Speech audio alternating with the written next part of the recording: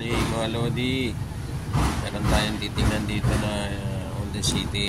Ang issue nito, hindi gumagana yung kanyang wiper. Ngayon,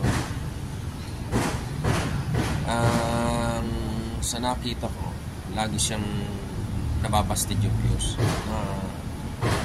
Bakit kaya? Anong dahilan? Kaya yun ang titingnan natin kung bakit lagi siya pumuputok ang fuse. Thank you. Meron tayo dito Honda City. Ang issue nito, laging nagpuputok ng fuse. Ayun, tirinis ko ang kanyang wiper arms, wiper linkage, sa motor, wiper motor. Okay naman.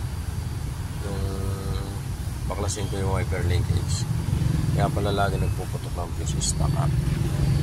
Nasasama na rin natin yung palit na attention wheel at spark plug, kasi may mga tape na leaking na yung may mga leaking na yung attention wheel. Tapos nakarekta na rin yung auxiliary pan. Tingnan natin kung sira ng auxiliary pan yan. Tapos meron pa tayo ibang gagawin dito.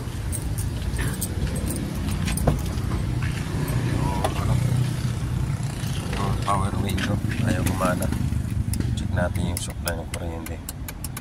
Yung kuryente ayun doon,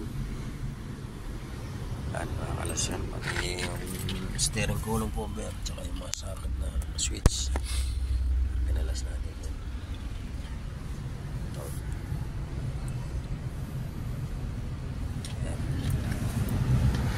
Sabit yung mga start up mo. Yung mga gano'n.